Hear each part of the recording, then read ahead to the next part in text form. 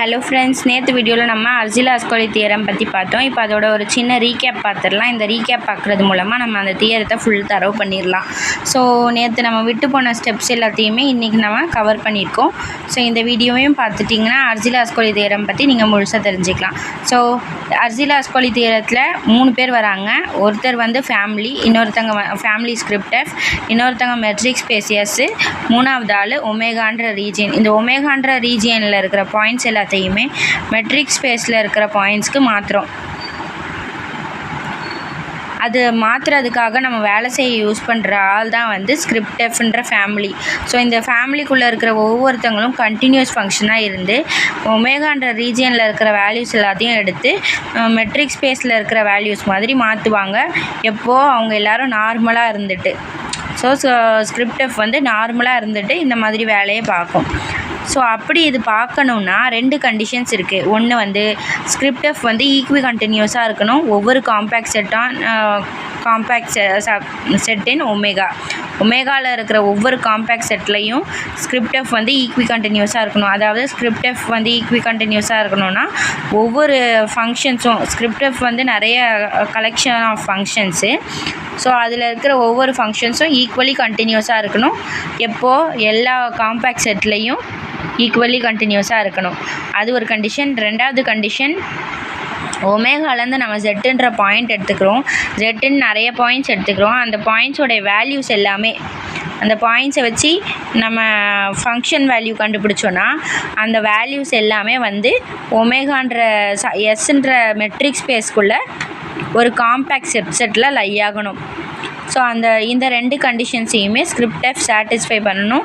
அப்படி சாட்டிஸ்ஃபை பண்ணால் தான் ஸ்கிரிப்டஃப் நார்மல். ஸ்கிரிப்டஃப் நார்மலாக இருக்கணும்னா இந்த 2 கண்டிஷன்ஸையும் சாட்டிஸ்ஃபை பண்ணணும். இந்த 2 கண்டிஷன்ஸையும் சாட்டிஸ்ஃபை பண்ணால் தான் ஸ்கிரிப்டஃப் நார்மலாக இருக்க முடியும். அப்படின்றது தான் இது வைஸ் வர்ஸாவாக நம்ம ப்ரூவ் பண்ணணும். ஃபஸ்ட்டு இது உண்மைன்னு எடுத்துக்கிட்டு இது உண்மையாக இருந்தால் இது 2 உண்மை தான் அப்படின்னு நம்ம ப்ரூவ் பண்ணணும். நெக்ஸ்ட்டு இது 2 உண்மையாக இருந்தால் தான் இது உண்மையாக முடியும் அப்படின்னு நம்ம ப்ரூவ் பண்ணணும். ஸோ இதை ப்ரூவ் பண்ணுறதுக்கு நம்ம ஃபஸ்ட்டு இது நார்மல்னு எடுத்துக்கிட்டு ஃபஸ்ட்டு பாயிண்ட்டை நம்ம ப்ரூவ் பண்ணுறோம். ஸோ இது நார்மல்னு எடுத்துக்கிட்டான்னா ஸ்கிரிப்டஃப்ன்ற ஃபேமிலி ஆஃப் ஃபங்க்ஷன்ஸ் நார்மலாக இருந்துச்சுன்னா அதில் இருக்கிற நார்மாலிட்டியோட கண்டிஷன் என்ன? ஸோ நார்மாலிட்டியோட டெஃபினிஷன் என்ன? ஒமேகான்ற ரீஜியன்லேருந்து ஸ்கிரிப்டஃப்ன்ற ஃபேமிலியை நம்ம சூஸ் பண்ணணுன்னா அந்த ஒமேகான்ற இருக்க ரீஜியன்லேருந்து ஸ்கிரிப்டஃபில் இருக்கிற ஃபேமிலி நிறைய சீக்வென்ஸ் ஆஃப் ஃபங்க்ஷன்ஸை உருவாக்கும். அந்த ஃபங்க்ஷன்ஸ் எல்லாமே ஸ்கிரிப்டஃபில் இருக்கும். அந்த சீக்வென்ஸ் ஆஃப் ஃபங்க்ஷன்ஸ்குள்ளேருந்து ஒரு சப்சீக்வென்ஸ் எடுத்தால் அது uniformly convergent on every compact subset of omega. அப்படின்றது தான் நம்மளுக்கு நார்மாலிட்டியில் நம்மளுக்கு தெரிஞ்ச விஷயம். ஸோ கிவன் தட்டுன்னு சொல்லி இந்த விஷயம் எல்லாமே எடுத்துக்கிறோம். ஸோ இப்போ இது வந்து நார்மல். ஸ்கிரிப்டஃப் நார்மலாக இருந்துச்சுன்னா நம்மளுக்கு வேறு என்னெல்லாம் தெரியும்? ஸ்கிரிப்டஃப் நார்மலாக இருந்துச்சுன்னா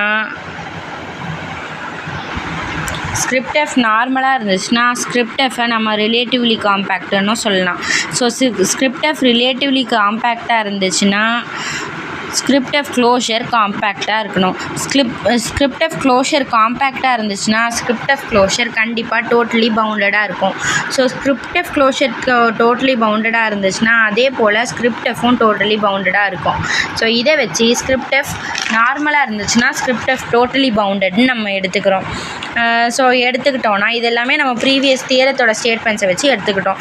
ஸ்கிரிப்டஃப் டோட்டலி பவுண்டடாக இருந்துச்சுன்னா இந்த ஒரு கண்டிஷனை ஸ்கிரிப்டஃப் சாட்டிஸ்ஃபை பண்ணும். ஸோ அது என்ன கண்டிஷன்? ஒவ்வொரு காம்பேக்ட் செட் ஒமேகாலையும் ஈன்ற சப்செட்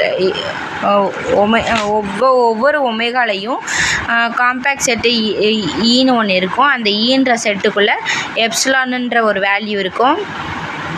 அது பாசிட்டிவாக இருக்கும். நம்மளால் நிறைய ஃபங்க்ஷன்ஸ் அதுலேருந்து ஃபைண்ட் பண்ண முடியும் ஸ்கிரிப்டஃப்லேருந்து. அந்த ஃபங்க்ஷன்ஸ் எல்லாமே டிஸ்டன்ஸ் ஃபங்க்ஷனை சாட்டிஸ்ஃபை பண்ணும். ஸோ இந்த டிஸ்டன்ஸ் ஃபங்க்ஷன் வந்து மெட்ரிக் ஸ்பேஸ் Dயில் சாட்டிஸ்ஃபை பண்ணும். D of f, j is less than epsilon on E and for some fj அப்படின்னு நம்ம இந்த விஷயத்தை ட்ரூன்னு சொல்லிட முடியும். ஸோ இப்போ நம்ம ஓரளவுக்கு ப்ரூவ் பண்ணிட்டோம். என்ன ப்ரூவ் பண்ணிட்டோம்? ஸ்கிரிப்டஃப் வந்து டோட்டலி பவுண்டடாக இருந்துச்சுன்னா to every compact sets of omega it is ஈக்வி கண்டினியூவஸ்ன்றது தானே நம்ம ப்ரூவ் பண்ணணும். ஸோ இங்கே நம்ம வந்து என்ன ப்ரூவ் பண்ணியிருக்கோம், இந்த விஷயம் உண்மைன்றது ப்ரூவ் பண்ணிட்டோம். இந்த விஷயம் உண்மைன்றது ப்ரூவ் பண்ணிட்டோன்னா ஈக்வி கண்டினியூஸோட விஷயம் என்னது, ரெண்டு ஃபங்க்ஷன்ஸோடைய டிஸ்டன்ஸ் செக் பண்ணணும்னா அந்த டிஸ்டன்ஸ் லெஸ் தேன் எப்சிலானாக இருக்கணும். அதே போல் அந்த ரெண்டு ஃபங்க்ஷன்ஸ்க்கு எடுத்துக்கிட்ட பாயிண்ட்ஸோடைய டிஸ்டன்ஸ் செக் பண்ணணும்னா அது லெஸ் தேன் டெல்டாவாக இருக்கணும். இது எல்லாமே உண்மையாக இருந்துச்சுன்னா ஒவ்வொரு ஃபங்க்ஷன்ஸும் ஈக்குவலி கண்டினியூஸ்ன்னு நம்ம ப்ரூவ் பண்ணிடலாம். ஸோ இப்போ equally continuous on every compact sets of in omega அப்படின்றத ப்ரூவ் பண்ணுறதுக்கு நம்ம இந்த தியரம் 3.3.2ஓட ஸ்டேட்மெண்ட் எடுத்துக்கிறோம். ஸோ இப்போ இதை எடுத்துக்கிட்டதுக்கப்புறமா அதோடைய ஃபார்மேட்லேயே நம்ம இதை கொண்டு வந்தோன்னா நம்ம ஜெட்டில் இந்த ஒமேகான்ற ரீஜியன்லேருந்து 2 பாயிண்ட்ஸ் Z0ன்னு சூஸ் பண்ணுறோம். அந்த 2 பாயிண்ட்ஸ்க்கான ஃபங்க்ஷன்ஸுடைய டிஸ்டன்ஸை கண்டுபிடிக்கணுன்னா அது லெஸ் தேன் எப்சிலான்னு நம்ம கொடுக்கணும். For Z and Z0 belongs to E. So இதை வந்து நம்ம எவ்ரி காம்பேக்ட் செட் ஒமேகான்றதுனால நம்ம இதை வந்து ஈன்ற செட்டுக்குள்ளேருந்தே நம்ம 2 வேல்யூஸே எடுக்கிறோம். 2 வேல்யூஸ் Z and Z0. இது ஈக்குள்ளே இருந்துச்சுன்னா ஆட்டோமேட்டிக்காக ஒமேகாக்குள்ளேயும் இருக்கும். ஸோ நம்ம ஈக்குள்ளே இருக்கிற மாதிரி சூஸ் பண்ணிக்கிட்டு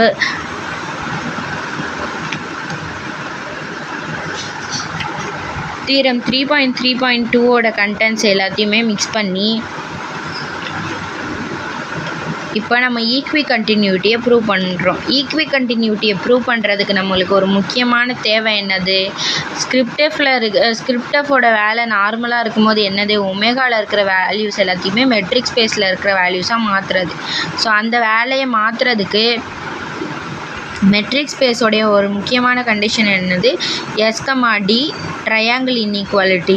எஸ்ன்றது மெட்ரிக் ஸ்பேஸோடைய டிஸ்டன்ஸ் அளக்கிறதுக்காக எடுத்துக்கிட்ட ஸ்பேஸு, டிங்கிறது டிஸ்டன்ஸ் ஃபங்க்ஷனு. ஸோ இந்த டிஸ்டன்ஸ் ஃபங்க்ஷனை வச்சு நம்ம எடுத்துக்கிட்ட 2 ஃபங்க்ஷன்ஸ்க்கான டிஸ்டன்ஸை கண்டுபிடிக்கிறோம். நம்ம என்ன ஃபங்க்ஷன் எடுத்துக்கிட்டோம், Z and Z0ன்னு 2 ஃபங்க்ஷன்ஸ் எடுத்துக்கிட்டோம். எப்படி, இது நார்மலுன்ற கண்டிஷனை வச்சு Z and Z0ன்றதை நம்ம எடுத்துக்கிட்டோம்.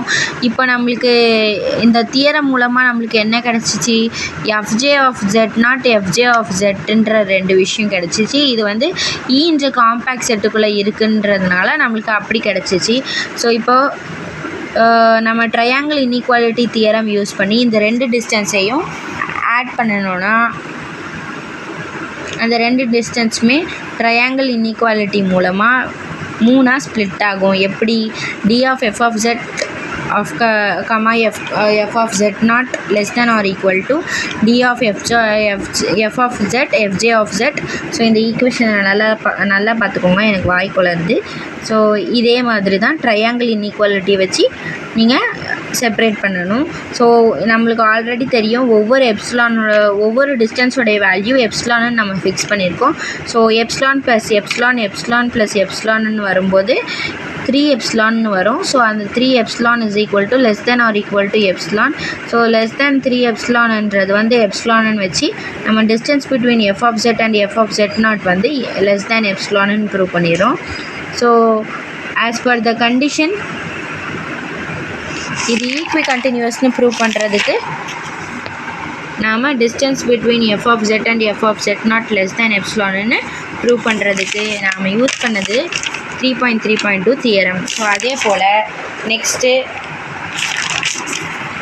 ஸ்கிரிப்ட் எஃப் நார்மல்னு வச்சுக்கிட்டு for any Z belongs to ஒமேகாலேருந்து எந்த பாயிண்ட்ஸ் எடுத்தாலும் அதோடைய எந்த பாயிண்ட்ஸ் எடுத்து அதுக்கு ஃபங்க்ஷன் கண்டுபிடிச்சாலும் அந்த ஃபங்க்ஷனுடைய வேல்யூஸ் எல்லாமே வந்து காம்பேக்ட் சப்செட் ஆஃப் எஸ்ஸுக்குள்ளே இருக்கும். ஸோ காம்பேக்ட் சப்செட் ஆஃப் எஸ்ஸுக்குள்ளே இருக்கோன்னா அதோடைய எஃப் க்ளோஷர் வந்து காம்பேக்ட் சப்செட் ஆஃப் எஸ்ன்றதே வந்து எஃப்வுடைய க்ளோஷர் தான், ஸ்கிரிப்ட் எஃப்வுடைய க்ளோஷர் தான் வந்து காம்பேக்ட் சப்செட் ஆஃப் எஸ். இது ஒரு தியரத்தோடைய எக்ஸ்ப்ளனேஷன். ஒரு மெட்ரிக் ஸ்பேஸுடைய காம்பேக்ட் சப்செட்டை வந்து நம்ம க்ளோஷர்ன்னு தான் சொல்லுவோம். ஸ்கிரிப்ட் எஃப்வுடைய க்ளோஷர் ஒரு ஃபங்க்ஷன்ஸ் ஆஃப் ஃபேமிலியுடைய க்ளோஷர்னு சொல்லுவோம். ஸோ இதை நம்ம ப்ரூவ் பண்ணுறதுக்கு to prove the necessity of we show that the closure of the set formed by the values of z. So values of ஜெட்டை வச்சு நாம் கண்டுபிடிச்சிருக்க காம்பேக்ட் சப்செட் வந்து க்ளோஷர்னு நம்மளுக்கு ஒரு தியரம் படி நம்மளுக்கு தெரியும். ஸோ இந்த க்ளோஷர் காம்பேக்ட்னஸ்க்கான ரிலேட்டிவிட்டியை தான் நம்ம வந்து ஆல்ரெடி நம்ம பார்த்தோம். இஃப் ஸ்கிரிப்டெஃப் வந்து நார்மலாக இருந்துச்சுன்னா ஸ்கிரிப்டெஃப் க்ளோஷர் காம்பேக்டாக இருக்கும்னு நம்மளுக்கு தெரியும். ஸோ இப்போ நம்ம ப்ரூவ் பண்ண வேண்டியது ஸ்கிரிப்டெஃப் க்ளோஷர் வந்து காம்பேக்ட்ன்றது தான். ஸோ ஸ்கிரிப்டெஃப் க்ளோஷர் காம்பேக்ட்னு ப்ரூவ் பண்ணுறதுக்கு நமக்கு வந்து ஸ்கிரிப்டெஃப் வந்து ரிலேட்டிவ்லி காம்பேக்ட்னு நம்மளுக்கு தெரியணும். ஸோ ஸ்கிரிப்டெஃப் ரிலேட்டிவ்லி காம்பேக்டாக இருந்துச்சுன்னா காம்பேக்ட்னஸோடைய விஷயம் என்னது, ஒரு செட்டை நம்ம ஒரு மெட்ரிக் ஸ்பேஸை வந்து காம்பேக்ட்னு நம்ம சொல்லணும்னா அதுலேருந்து ஒவ்வொரு every infinite sequence has a convergent சப்சீக்வன்ஸ்னு ப்ரூவ் பண்ணணும் பொல்சானோ-வெஸ்டர்ஸ் தியரம் படி. அதே போல் ஒரு செட்டு காம்பேக்டாக இருந்துச்சுன்னா அது கம்ப்ளீட்டாகவும் டோட்டலி பவுண்டடாகவும் இருக்கும். ஸோ இங்கே வந்து நம்ம இந்த எல்லாமே இந்த ஃபங்க்ஷன் எல்லாமே ஸ்கிரிப்டெஃப்பில் இருக்கிற ஃபங்க்ஷன்ஸ் எல்லாமே காம்பேக்ட் செட்டுன்னு ப்ரூவ் பண்ணணும். ஸோ அதை ப்ரூவ் பண்ணுறதுக்கு நமக்கு தேவை என்னது, மெட்ரிக் ஸ்பேஸோடைய இதுபடி என்னது, க்ளோஷர் ஆஃப் த செட்டு வந்து வேல்யூஸ் ஆஃப் எஃப் ஆஃப் ஜெட்டை வச்சு ஃபார்ம் பண்ணுச்சு இல்லையா. ஸோ நம்ம இப்போ வந்து ஒரு க்ளோஷர்லேருந்து ஒரு சீக்வன்ஸாக நம்ம கண்டுபிடிக்கணும். ஸோ அப்போ தான் நம்மளுக்கு வந்து வேல்யூ ஆஃப் எஃப் ஆஃப் ஜெட்டோட வேல்யூஸ்லாம் க்ளோஷரை வச்சு ஃபார்ம் ஆச்சுன்றதை நம்மளால் ப்ரூவ் பண்ண முடியும். ஸோ க்ளோஷர்லேருந்து நம்ம நிறைய கலெக்ஷன் ஆஃப் பாயிண்ட்ஸ் எடுத்து அதை வச்சு ஒரு சீக்வென்ஸ் மேக் பண்ணி அதுக்கு WNன்னு பேர் வைக்கணும். அந்த WNன்ற சீக்வென்ஸ் வந்து FN பிலாங்ஸ் டு ஸ்கிரிப்டெஃபாக இருக்கும். ஒவ்வொரு க்ளோஷருக்கும் ஒவ்வொரு ஃபங்க்ஷன் இருக்கும். ஒவ்வொரு க்ளோஷர்னாலே வந்து கடைசியாக இருக்கிற லிமிட் பாயிண்ட். அப்போ அந்த ஒவ்வொரு லிமிட் பாயிண்ட்டுக்கும் ஒவ்வொரு ஃபங்க்ஷன் இருக்கும். அதாவது ஃபங்க்ஷன் கன்வர்ஜ் ஆகிற அந்த புள்ளி தான் இப்போ FN கன்வர்ஜ் ஆகிற புள்ளி WN. அதே மாதிரி F1 கன்வர்ஜ் ஆகிற புள்ளி W1. இந்த மாதிரி ஒவ்வொரு கன்வர்ஜிங் பாயிண்ட்ஸ் எல்லாத்தையுமே சேர்த்து நம்ம க்ளோஷர்லேருந்து எடுக்கிற ஒரு சீக்வன்ஸாக வச்சுக்கிறோம். ஸோ அதே போல் distance between WN and FN வந்து ஒரு குறிப்பிட்ட டிஸ்டன்ஸ்குள்ளே தான் இருக்கும். அதனால் அந்த டிஸ்டன்ஸை வந்து நம்ம 1/nன்னு வச்சுக்கிறோம். பை நார்மாலிட்டியோட கண்டிஷன் படி நம்மளுக்கு இது நார்மல் அப்படின்னா, அதே போல் நம்மளுக்கு ஒரு காம்பேக்ட் செட்டை ஒரு மெட்ரிக் ஸ்பேஸ் வந்து காம்பேக்டாக இருக்கணும்னா நம்மளுக்கு ஒவ்வொரு கன்வர்ஜென்ட் சீக்வன்ஸ்லேயும் ஒரு கன்வர்ஜென்ட் சப்சீக்வன்ஸ் இருக்கும். ஒரு இன்ஃபைனைட் சீக்வன்ஸ்லேயும் ஒரு கன்வர்ஜென்ட் சப்சீக்வன்ஸ் இருக்கும். ஆனால் நம்மளுக்கு அப்படின்னு நம்ம ப்ரூவ் பண்ணணும். ஆனால் நம்மளுக்கு இங்கே என்ன இருக்குது, நார்மாலிட்டியோட கண்டிஷன் படி ஒவ்வொரு கன்வர்ஜென்ட் சப்சீக்வன்ஸ்க்கும் ஒவ்வொரு சீக்வன்ஸ்க்கும் ஒவ்வொரு FNன்ற சீக்வன்ஸ்லேயும் சீக்வன்ஸ்க்கும் கரஸ்பாண்டிங்காக WNன்ற ஒரு சீக்வன்ஸ் இருக்குது. அந்த WNன்ற சீக்வன்ஸ் வந்து WNன்ற பெரிய சீக்வன்ஸ்லேருந்து நம்மளால் ஒரு சப்சீக்வன்ஸ் சூஸ் பண்ண முடியும். அதே மாதிரி ஃபங்க்ஷன்ஸ்லேருந்து ஒரு சப்சீக்வன்ஸ் சூஸ் பண்ண முடியும். FNKன்னு ஃபங்க்ஷன்ஸோடைய சீக்வன்ஸ்லேருந்து நம்ம ஒரு சப்சீக்வன்ஸ் சூஸ் பண்ணுறோம். அதே மாதிரி WNKன்ற சீக்வன்ஸ்லேருந்து ஒரு சீக்வன்ஸ் சப்சீக்வன்ஸ் சூஸ் பண்ணுறோம். இந்த சீக்வன்ஸ் கன்வர்ஜ் ஆச்சுன்னா அதே போல் இந்த சீக்வன்ஸும் கன்வர்ஜாக தான் ஆகும். இதுவும் சேம் அப்படின்னா க்ளோஷர்னால் இதுக்கும் உள்ள டிஸ்டன்ஸ் கம்மின்றதுனால இது ரெண்டுமே சேம் வேல்யூக்கு கன்வர்ஜ் ஆகும். ஸோ அப்படி கன்வர்ஜ் ஆச்சுன்னா அது வந்து காம்பேக்ட்னஸை ப்ரூவ் பண்ணுதுன்னு அர்த்தம். ஸோ ஃபைனலி இதை வச்சு நம்ம என்ன சொல்லிடலாம், நார்மாலிட்டியோட விஷயத்தை வச்சு கன்வர்ஜென்ட் சப்சீக்வன்ஸ் கன்வர்ஜ் ஆகும். ஒரு இன்ஃபைனைட் சீக்வன்ஸ்லேருந்து ஒரு கன்வர்ஜென்ட் சப்சீக்வன்ஸ் நம்மளுக்கு கிடைக்கும் அப்படின்றது மாதிரி நார்மாலிட்டிலையும் அதே விஷயம் வரதுனால ரெண்டுத்தையும் ஈக்குவல் பண்ணி நம்ம வந்து இங்கே ப்ரூவ் பண்ணிடுறோம். மூணாவது விஷயம் என்னென்னா, இதில் தான் ஒரு famous contour diagonal process use பண்ணுறோம். இப்போ வந்து இந்த 2 பாயிண்ட்டும் உண்மைன்னு எடுத்துக்கிட்டு நம்ம வந்து நார்மாலிட்டியை ப்ரூவ் பண்ணணும். ஸோ இந்த 2 பாயிண்ட்டும் உண்மை அப்படின்னா நார்மாலிட்டியை நம்ம எப்படி ப்ரூவ் பண்ணுறது? நார்மாலிட்டியை ப்ரூவ் பண்ணுறதுக்கு நம்ம என்ன பண்ணணும், இந்த விஷயத்தை நாம் உண்மைன்னு சொல்லணும். அது என்னது, ஸ்கிரிப்டெஃப்ன்ற கலெக்ஷன் ஆஃப் ஃபங்க்ஷன்ஸில் வந்து ஒரு சப்சீக்வன்ஸ் நம்ம எடுத்தோன்னா அந்த subsequence uniformly converges on every compact sets of omega அப்படின்னு ப்ரூவ் பண்ணணும். இதை ப்ரூவ் பண்ணுறதுக்கு தான் நம்ம வந்து ஃபஸ்ட்டு செகண்ட் பாயிண்ட்டை நம்ம ட்ரூன்னு எடுத்துக்கிறோம். செகண்ட் பாயிண்ட்டில் என்னது, கலெக்ஷன் ஆஃப் க்ளோஷர் பாயிண்ட்ஸ். அதாவது ஃபஸ்ட்டு நம்ம ப்ரூவ் பண்ண வேண்டியது நார்மாலிட்டியோட கண்டிஷன் படி ஒரு சின்ன சப்சீக்வன்ஸ் ஃபங்க்ஷன்ஸ்லேருந்து கலெக்ஷன் ஆஃப் ஃபங்க்ஷன்ஸ் ஸ்கிரிப்டஃப்லேருந்து எடுத்துக்கிட்டோன்னா அது எல்லாமே யூனிஃபார்ம்லி கன்வர்ஜஸ் ஆன compact subset E of omega அப்படின்னு ப்ரூவ் பண்ணோம். இப்போ இந்த காம்பேக்ட் சப்செட்டுக்குள்ளேருந்து நம்ம காம்பேக்ட் சப்செட்டை ஒமேகாலேருந்து நம்ம சூஸ் பண்ணுறோம். அந்த ஒமேகாலேருந்து சூஸ் பண்ண காம்பேக்ட் சப்செட் ஒரு பக்கம் இருக்குது. இப்போ ஒமேகாலேருந்து நிறைய கலெக்ஷன் ஆஃப் பாயிண்ட்ஸ் எடுத்துக்கிறோம். நிறைய ஜீட்டா கேன்ற பாயிண்ட்ஸ் எடுத்துக்கிறோம். Zeta1, Zeta2, Zeta3, Zeta4 அப்படின்ட்டு நிறைய கலெக்ஷன் ஆஃப் பாயிண்ட்ஸ் எடுத்துக்கிறோம். இது எல்லாமே ரேஷ்னல் கோஆர்டினேட்ஸை நம்ம நம்ம எடுத்துக்கிறோம். அதே போல் எடுத்துக்கிட்டு இந்த சீக்வன்ஸ்லேருந்து நம்ம வந்து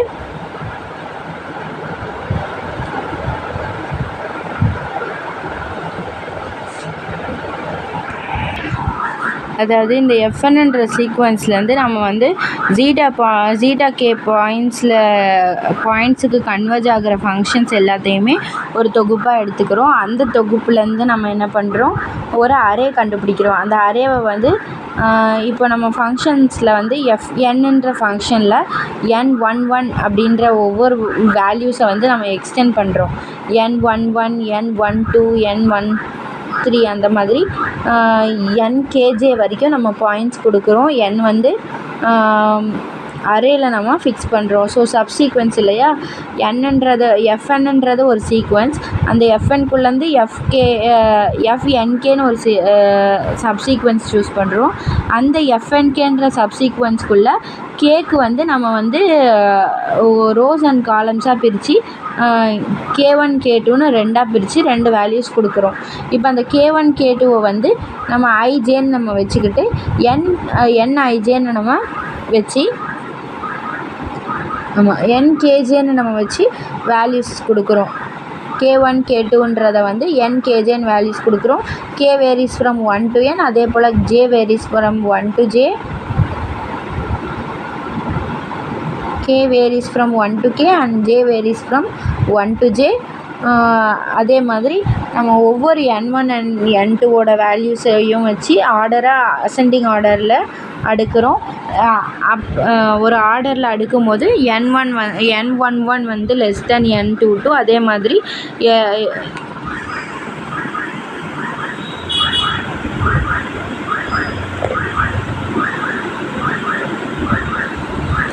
n21 லெஸ் தென் n22. இது எல்லாத்த விடவும் பெரிய வேல்யூ n2j, n1j இந்த மாதிரி. ஆனால் அதுக்கு மேலேயும் கூட போகலாம், ஜேக்கு மேலேயும் கூட போகலாம், கேக்கு மேலேயும் கூட போகலாம். நாம் வந்து இது எல்லாத்தையுமே ஒரு ஆர்டராக எடுத்து எழுதுகிறோம். இந்த மாதிரி ஆர்டராக எழுதுறதுக்கு பேர் தான் அரே. ஸோ நம்ம அரேயில் வந்து சப்ஸ்கிரிப்ட்னா 1 1 1 2 இந்த ஃபார்மில் நம்ம இதை எடுத்து எழுதியிருக்கோம். இதில் வந்து நம்ம டயகனல்ஸ் எல்லாத்தையுமே ஒரு செட்டாக எடுக்கிறோம். இது எல்லாமே ஒரு சப்சீக்வன்ஸு. இந்த சப்சீக்வன்ஸ்குள்ளேருந்து நம்ம ஒரு சப்சீக்வன்ஸ் சூஸ் பண்ணுறோம். அந்த சீக்வன்ஸ் எல்லாமே n11 n22ன்ட்டு டயகனல்ஸை மட்டும் ஒரு சீக்வன்ஸாக சூஸ் பண்ணி njj அப்படின்னு அந்த டயகனல்ஸ்க்கெலாம் ஒரு காமனான பொதுவான பேர் வச்சு அந்த டயகனல்ஸ் எல்லாமே ஸ்ட்ரிக்ட்லி இன்க்ரீஸிங், ஒன்றை விட ஒன்று சின்னதாக தான் இருக்கும்.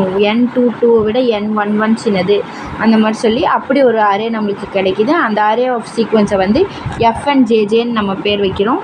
அந்த fnjjன்ற சப்சீக்வன்ஸை வந்து நம்ம ஜேஜேவை வந்து ஜேவால் ரீப்ளேஸ் பண்ணுறோம். ஸோ ரீப்ளேஸ் பண்ணதுக்கப்புறம் நம்மளுக்கு fnjன்ற ஒரு சப்சீக்வன்ஸாக அது மாறிடுது. அந்த சப்சீக்வன்ஸும் நம்ம முன்னாடியே சொன்ன மாதிரி அந்த சப்சீக்வன்ஸ் எல்லாமே வந்து ஜீட்டா கேல இருக்கிற எல்லா பாயிண்ட்ஸ்க்கும் கன்வர்ஜ் ஆகிற மாதிரியான சீக்வன்ஸ் அப்படின்னு சொல்லி நம்ம வந்து கொடுக்குறோம். ஸோ கொடுத்துட்டு இப்போ நம்ம என்ன பண்ணுறோன்னா நோட்டேஷனை சேஞ்ச் பண்ணி இந்த மாதிரி இது ஒரு சப்சீக்வன்ஸ், இதுக்கு ஜீட்டா கேக்கு கன்வர்ஜ் ஆகும் அப்படின்னு சொல்கிறோம். அதே போல் இப்போ நம்ம இந்த ஈன்ற காம்பேக்ட் செட்டுக்குள்ளே தான் இந்த கன்வர்ஜ் ஆகிற சீக்வன்ஸ் இருக்குது அப்படின்னு நம்ம ப்ரூவ் பண்ணணும். அதை ப்ரூவ் பண்ணுறதுக்கு நம்ம ஆல்ரெடி ஈன்றது வந்து ஒமேகாக்குள்ளே இருக்கிற ஒரு காம்பேக்ட் செட்டுன்னு சொல்லிட்டோம். அதே போல் இது எல்லாமே ஒமேகாக்குள்ளே கன்வர்ஜ் ஆகிறது தான், ஒமேகாக்குள்ளே இருக்கிற பாயிண்ட்ஸில் தான் கன்வர்ஜ் ஆகுது. இந்த பாயிண்ட்ஸ் எல்லாமே ஈக்குள்ளே இருக்குது அப்படின்றத நம்ம இப்போ சொல்லணும். ஜீட்டா அப்படின்றத சொல்கிறதுக்கு நம்ம இப்போ ரெண்டாவது பாயிண்ட்டான ஃபஸ்ட்டு பாயிண்ட்டான ஸ்கிரிப்ட் எஃப் வந்து கண்டினியூஸ், ஈக்வி கண்டினியூஸ்னு நம்மளுக்கு தெரியும். ஸோ ஈல ஒவ்வொரு இடத்துலையுமே ஒவ்வொரு எஃப்புமே ஈக்குவலி கண்டினியூஸ்னா தான் மட்டும்தான் ஸ்கிரிப்ட் எஃப் வந்து ஈக்வி கண்டினியூஸ்னு சொல்ல முடியும். ஸோ அந்த கண்டிஷனை நம்ம யூஸ் பண்ணி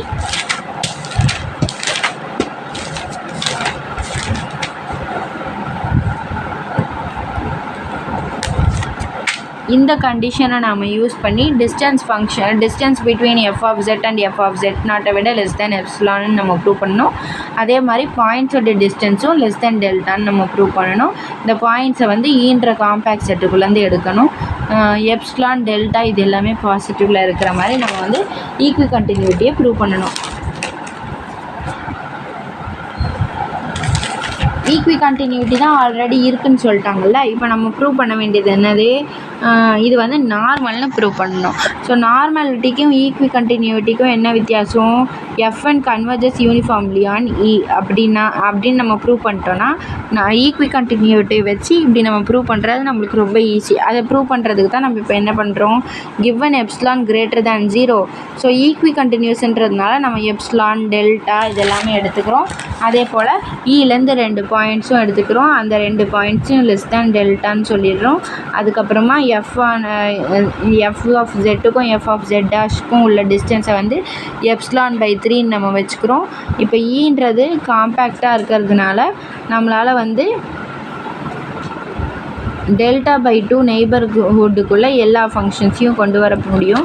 இப்போ நம்ம பாயிண்ட் செலக்ட் பண்ணுறோம். ஜீட்டா கேலேருந்து ஒவ்வொரு நெய்பர்ஹுட்லேயும் பாயிண்ட் செலக்ட் பண்ணும்போது நம்ம ஐஜேன்ற குட்டி சப்சீக்வன்ஸ்குள்ளே என்ஐஜேன்னு எடுத்துக்கிட்டோம் இல்லையா, அந்த என்ஐஜேயில் இருக்கிற ஐயை விட I0 வந்து சின்னது அப்படின்னு சூஸ் பண்ணி இது ரெண்டுத்துக்கும் நடுவில் இருக்கிற சின்ன சின்ன வேல்யூஸை வச்சு நம்ம இப்போ ஒரு ஃபங்க்ஷன் தயாரிக்க போகிறோம். இது வந்து பிக் ஃபங்க்ஷன். இந்த பிக் ஃபங்க்ஷனுக்கு நடுவில் 2 ஸ்மால் ஃபங்க்ஷன்ஸ் இருக்குது. அந்த ஸ்மால் ஃபங்க்ஷன்ஸ் தான் வந்து F N I zeta of K and F N J zeta of K. இதுவும் less than epsilon by 3. So இந்த ரெண்டத்தையும் ஆட் பண்ணணுன்னா நம்ம ட்ரையாங்கிள் இன்இக்வாலிட்டி வச்சு இந்த ரெண்டுத்தையும் ஆட் பண்ணி எப்சிலான் பை ட்ரையாங்கிள் இன்இக்வாலிட்டியை வச்சு ஆட் பண்ணும்போது less than or equal to இது ரெண்டுமே தனித்தனியாக ஆட் ஆகும். எப்படின்னா first F of Z plus F N I of zeta K, அதுக்கப்புறம் F of Z plus F N J of zeta K, அப்புறம் F dash of Z F dash of Z plus F N I of zeta K அப்படின்னு வரும். So 3 பார்ட்டாக நம்மளுக்கு triangle இன்இக்வாலிட்டியை வச்சு பிரியும். So இந்த F N I of J வந்து I of zeta K and F N J of zeta K வந்து intermediate பாயிண்ட்ஸாக வேலை செஞ்சு இந்த இதுக்குள்ளே நடுவில் போய் நின்றோம். ஸோ நடுவில் போய் நின்று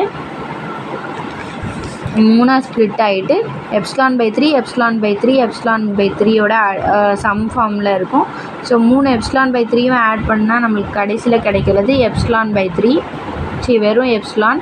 ஸோ இந்த வெறும் எப்சிலானுக்குள்ளே தான் இந்த எஃப்என் ஐ ஆஃப் ஜெட்டோடைய F N I of Z and F N G of ஜெட்டோடைய டிஸ்டன்ஸ் லை ஆகுதுன்னு நம்மளுக்கு ப்ரூவ் பண்ணிட்டோன்னா நம்மளுக்கு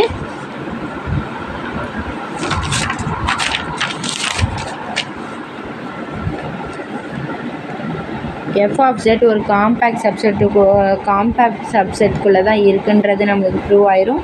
and consequently complete subset of S it follows that. So இது காம்பேக்டாக இருந்துச்சுன்னா டோட்டலி பவுண்டடாக இருக்கணும், டோட்டலி பவுண்டடாக இருந்துச்சுன்னா கம்ப்ளீட்டாக இருக்கணும். ஸோ கம்ப்ளீட்டாக இருக்கணும்னா அதோடைய காட்சி சீக்வன்ஸ் வந்து கன்வர்ஜ் ஆகணும். ஸோ யூனிஃபார்ம்லி கன்வர்ஜென்ட் ஆன் இ அப்படின்னு சொல்லி நம்ம இந்த தியரத்தை அர்ஜிலாஸ் தியரத்தை ப்ரூவ் பண்ணுறோம். ஸோ இது அர்சிலாஸ் தியரத்தோட குட்டி ரீகேப். இதையும் பார்த்துக்கலாம் நீங்கள்.